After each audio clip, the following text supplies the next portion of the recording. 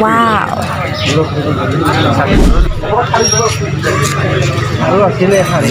15 August सफैयोना न'निफ्राय बै समाव उन्दै समाव जों फ्लेग बिरहोनो थाखाय बयबो ज' ओंखारलाङोमोन आरो बै समाव फ्लेगा माब्लाबाबो मिस्टेक जाया गोरोन्थि जायामोन बिरहोनायनि सिगां खुननै खुनथामा ट्राइ खालामो बिबार होयिनि सिगां माब्रै खाबा माब्रै जागोन माब्रै खाबा माब्रै गेङा लाफानो थागोन बेखौ ट्राइ खालामबाय थायो खुननै खुनथाम ट्राइ खालामबाय थायो बिरहोगोन आरो बोख्लायफिनगोन आरो खाफिनगोन आरो बिरहोगोन ट्राइखौ खुननै खुनथाम नायो थ' बेजों लोगोसे दिनैहाय जों बाक्सा डिस्ट्रिक्टआव UPPL नि बुंनो मोजां जादों बाथ्राफोरा जाय अपोजिशन ना जायफ्रा दिनै कंग्रेस पार्टिनि होन सोरबा BJP जों UPPL जोंथ' गावस्रानाय बेबायदिसो जाना दङ दाथ' खुनु थिगानो गैला सायावसो गोदै BJP आबो UPPL जों सिङाव गोखा जाना दं सार प्रमद जोंबो मिथिगौ जाम्बा जाम्थाब्लाबो हालुवाब्लाबो नङा होमबा बेबायदि ओमफ्राय जोंना बे ग्राउन्ड लेभेलाव थानाय माखासे UPPL नि सोद्रा एकदम हार्डकरफोरासो बिराद मोजाङै दङ बेफोरबायदि जायो समा सफैयोबा मा UPPL ल' BPF जोंबो बयबो पलिटिकेल हान्जाया गोखाया जाद्लायो सम आरोखि सम माने जेब्ला बोथोरा 5 बोसोरनि उनावथ' मोनसे फोरबो जायो नालाय 5 बोसोरनि उनाव बे आरोखि जिखियानो जादोला आं बेखिनि बाथ्राखौ बारा बुंनो थांनो नागिरला दिनैनि दिनावहाय बारा बाथ्रा बुंनो सानाखै नैबे बाक्सा डिस्ट्रिक्टनि माखासे UPPL नि दैदेनगिरिफोर दिनै भारत उदांस्रिनि मुङावहाय दिनै फिरफिला बिरहोदोंमोन नाथाय जों बावहाय मा नुहैदों बिथांमोना हयथ'बा जानोबो हागौ स्कुलफोरावहाय फिरफिलाखौ बिरहोफेरनो मोनाखै जानांगौ जायफ्रा खाग्रा आरो बिथांमोना ट्राइ खालामाखै जायनि जाहोनाव नैबे जाथाया जादों बेखौथ' सोरबा सासेल' नङाना बयबो नुसिगोन आरो बा बयबो दामगोन बेखिनि भिडिअखौ आरो लाखादोंबो थ' बाथ्राया जाहैबाय बिरहोनायनि सिगां गोबां खेब नायनांगौ ट्राइ खालामनांगौ बावहाय ट्राइ खालामा लाफानो खनसेयावनो आं गोरोंखालै होननानै बिरहोनो नाजायोला नैबे बिदि जाथाया जायो आरो बेजों लोगोसे आं बेखौ होगासिनो दङ भिडिअखौ बेजों लोगोसे आरो बाव मा जोंनिया दिनै मानगोनां श्रीजुत प्रमद बर'नि दैदेनगिरि माने डायनामिक लिडार ना बिराद गिदिर डायनामिक लिडार जों बर'निनो आं बिनि बाथ्राखौ माखासे बिनि जाखिनि बाथ्रा बुंनाय ना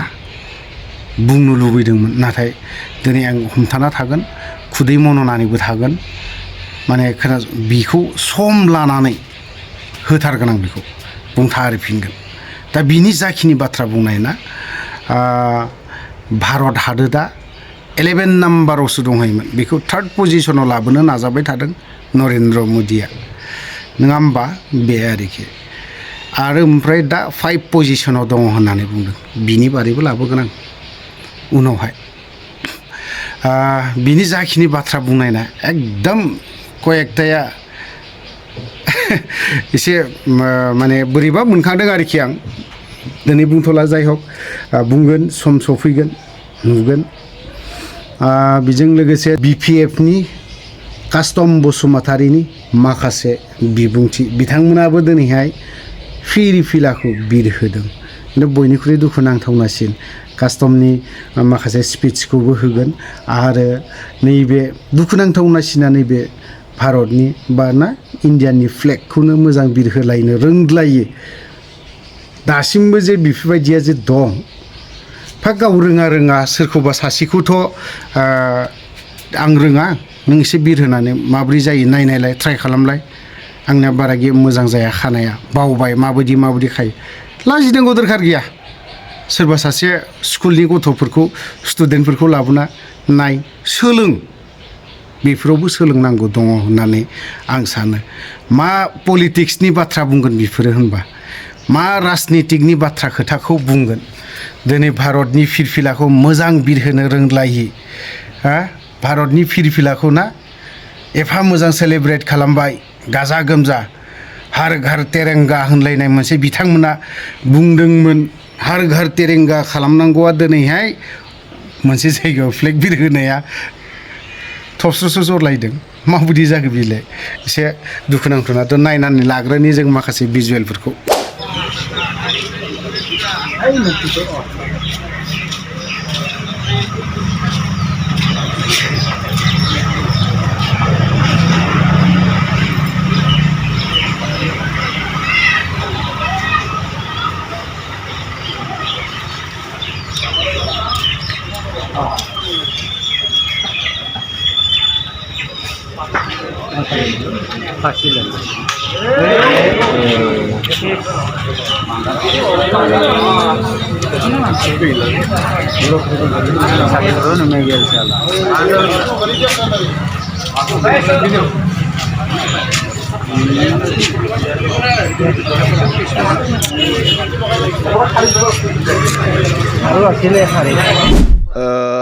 जों भारतनि नागरिक हिसाबै दिनै